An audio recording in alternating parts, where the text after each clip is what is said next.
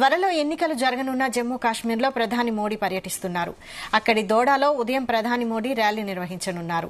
దశాబ్దాలుగా ఉగ్రవాదంతో పోరాడుతున్న దోడాలో 45 ఏళ్ల తర్వాత ప్రధాని ర్యాలీ నిర్వహిస్తున్నారు.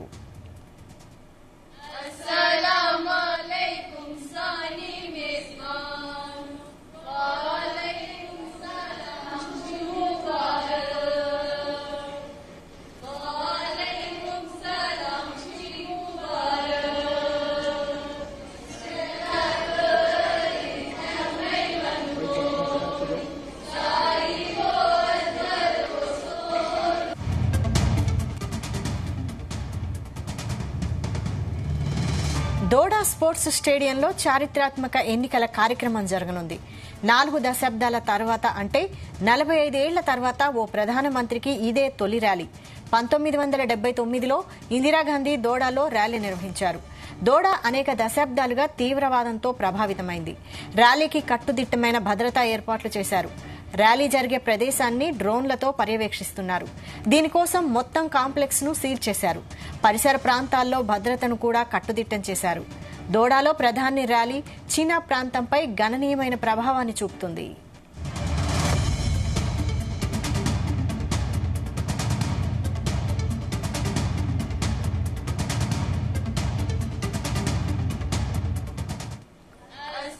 చీనా ప్రాంతంగా పేరొందిన జమ్మూ కాశ్మీర్లో ప్రస్తుతం ప్రధాని నరేంద్ర మోడీ 13 రోజుల్లో 3 ఎన్నికల ర్యాలీలు నిర్వహించనున్నారు.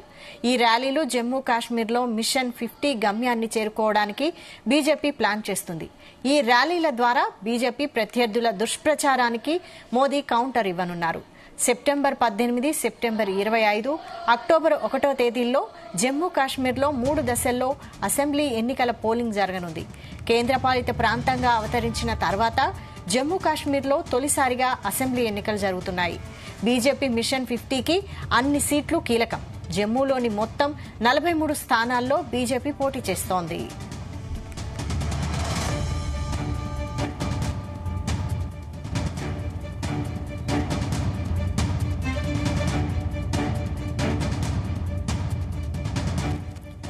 జమ్మూ కాశ్మీర్లో 90 అసెంబ్లీ స్థానాలకు 3 దశల్లో పోలింగ్ జరుగుతోంది. మొదటి దశ ఓటింగ్ సెప్టెంబర్ 18న, రెండో, మూడో దశ ఓటింగ్ సెప్టెంబర్ 25, అక్టోబర్ 1న జరగనుంది. అక్టోబర్ 8న ఫలితాలు రానున్నాయి. ఆగస్టు 31న జమ్మూ కాశ్మీర్, హర్యానా అసెంబ్లీ ఎన్నికల తేదీలను ఎన్నికల సంఘం ప్రకటించింది. దీని తర్వాత ప్రధాని మోడీ జమ్మూ కాశ్మీర్లో పర్యటించడం ఇదే తొలిసారి. దోడా తర్వాత ప్రధాని మోడీ హర్యానాకు వెళ్లనున్నారు. కురుక్షేత్ర థీమ్ పార్కులో మధ్యాహ్నం జరిగే ర్యాలీలో ప్రధాని మోడీ ప్రసంగిస్తారు. హర్యానాలో హ్యాట్రిక్ విజయాలు సాధించేందుకు బీజేపీ పూర్తి బలంతో ఎన్నికల రంగంలోకి దిగింది.